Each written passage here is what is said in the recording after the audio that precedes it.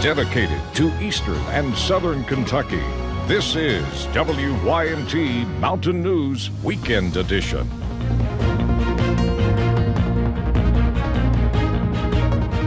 Good morning, I'm Taylor Upchurch. Today is Saturday, March 23rd. A woman who was pregnant when she was shot in Whitley County, along with her baby, were laid to rest yesterday afternoon. We talked to friends who say they still can't believe they are gone. WYMT's Hannah Reynolds has more. The death of a pregnant woman and later her baby had police looking for answers from the start. Well, from the get-go, the whole thing seemed suspicious to us. State police connected the murder of Jerry Johnson and her baby Amelia to Daniel Nance after she was shot at a home in Rockholds. We will be seeking fetal homicide charges as well as murder charges against him. We don't know what the Whitley County grand jury will ultimately decide, but that's what we will be seeking. And friends still can't believe this happened. She's pregnant. Heartless, soulless, evil person to do something like that. Her friend Cody Woolover says she hates that she missed their funeral because she is out of town. Every time I see her picture, the baby's picture, anything about her, it makes me cry. Friends say nothing will bring them back, but they are glad an arrest was made. I hope justice gets served for her and that baby because it was so wrong how they left. Way too young. Jerry was only 29 years old and leaves behind 3 other children. In Whitley County, Hannah Reynolds, WYMT Mountain News. Jerry and Amelia's funeral was held at Crowley Funeral Home in Williamsburg. And now let's check in with meteorologist Paige Noel for a look at your forecast this morning. Paige, how does it look out there today? It's actually looking pretty good. A little bit chilly this morning, Taylor, but overall it's going to be a beautiful day for your Saturday. You'll notice here on Interstate 64 in Moorhead that sun rising and not a cloud in the sky. Really, we'll see that continue throughout the day, and you're seeing much of the same story on satellite and radar. We had a few clouds yesterday, but those cleared out, especially as we headed into the overnight hours. Now temperatures, they're into the upper 20s to lower 30s, so pretty chilly outside. Definitely gonna need that jacket early this morning. Bunch of us waking up to frost on our cars this morning as well, so give your car a little bit of a warm up before you head out a little bit later this morning. But hopefully the sunshine will come out and it'll warm us up quite nicely. We're going to see plenty of sunshine for your Saturday, and we're pretty warm today, but we get very warm as we head into your Sunday, and that's also because of scattered rain. Chances start to return a little bit later Sunday into Monday. We'll talk about that and more coming up in my full forecast in just a little bit. Taylor. All right, thank you, Paige. A concerning new scam is making its rounds in Perry County, and one local woman wants you to know what it sounds like. Gail Muncie is a Hazard native who also serves on the Black Gold Committee. She's seen many scams in her life, but she says this was the most realistic one she's encountered.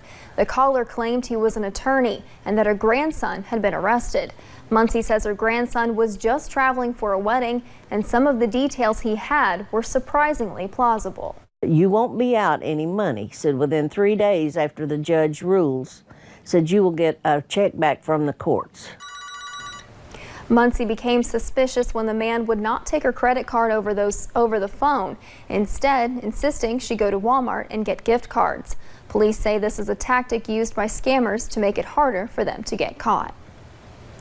And crews were out searching for Danny Tin Can Napier yesterday morning, this time with dogs. Emergency responders believe he fell into the North Fork of the Kentucky River at the end of February when the river was very high. Several organizations joined in on the search yesterday.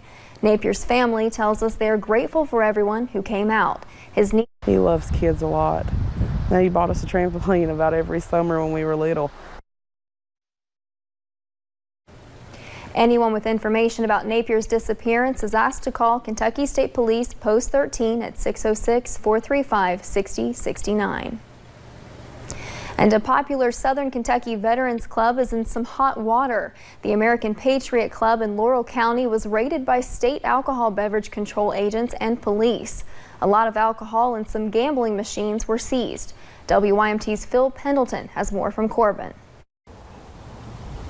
I am just off of U.S. Highway 25 between Corbin and London. Now, Corbin and London are some areas where alcohol is legally sold. Those are wet areas, but I am being told by ABC officials that this right here is a dry area.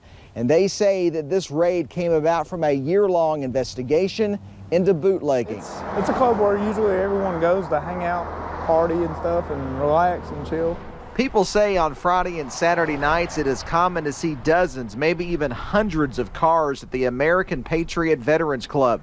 But state ABC officials say they found a lot of evidence of illegal alcohol. 100 bottles of distilled spirits, 1,000 bottles of malt beverages, and several gallons of moonshine were confiscated. Agents, joined by state police and London police officers, also took some gambling machines. I wish the best for everyone involved. I hope everyone does okay. And officials are telling us that American Patriot does not hold, nor could it hold, any kind of license to sell alcohol from the Kentucky ABC. In Laurel County, Phil Pendleton, now back to you. A statement from the Kentucky Alcohol Beverage Control Agency does not mention anyone at the club facing charges. And the former UK student accused of killing a 4-year-old boy was back in front of a judge yesterday. A grand jury indicted Jacob Hale for reckless homicide and DUI. Police say Hale hit Marco Shemwell with his car near Kroger Field during a UK game. The 4-year-old died 2 days later. Hale's attorney says they're still figuring out the details about what happened. And the reason we continued it is because we're still reviewing the discovery. We're retaining experts to go over the accident reconstruction report as well as other discovery that we've received. Hale's hearing was continued until the beginning of June. And today we're breaking down the Black Lung Trust Fund. You might have seen the stories of Congress's inaction that is worrying some that depend on the money. Experts estimate the fund is close to $1 billion in debt. WYMT's Connor James sat down with a nonprofit fighting for minors or their widows who are directly impacted by this fund. The Appalachian Citizens Law Center in downtown Whitesburg has represented minors for years. Not only do we litigate directly on behalf of minors and their families, we also, as a nonprofit, have opportunities to advocate on issues that are important to them. Wes Addington is the executive director. Yeah, it's a very tough issue because you don't want to frighten people unnecessarily. Many of those minors represented collect benefits for Black Lung. Now, it's important to mention about 90% of minors with Black Lung or their widows collect those benefits from the insurance or the coal companies themselves. There can be situations where either the coal company is no longer in business or the insurance coverage is no longer there. That's where the federal fund steps in.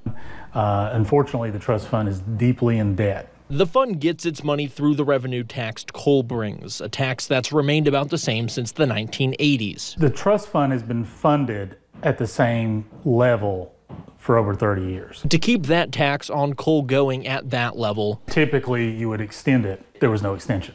The extension should have happened before the first of the year. Unfortunately, Congress didn't do that. And what that means is the trust fund, which is billions of dollars in debt, will now most assuredly go further into debt. Originally, the tax was $1.10 a ton for underground coal and 55 cents for a ton of surface coal. But now... Well, now they've been cut by more than half. Addington says this comes from a couple things: the coal industry's effective lobbying and the chaos of a government shutdown. Yeah, and that was just their inability to address the issue. The issue is the amount of minors who may need that fund in the face of minors getting more serious disease than we've ever seen before. Will more than likely grow. So you're going to have more minors with very serious lung disease that's very expensive to treat,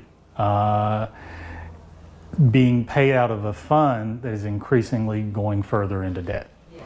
And it's creating a crisis, essentially. There really is no solution right now. The fund is deeply in debt and will continue to become more unstable. The solution is either those rates go back to a level that would sufficiently fund the trust fund, or taxpayers are going to be on the hook. The scary proposition for our clients is if taxpayers aren't going to be on the hook because the industry doesn't want to pay for the problems that they've caused, it could fall on our clients. And Addington says the clients he sees, they won't be able to afford having that fall back on them.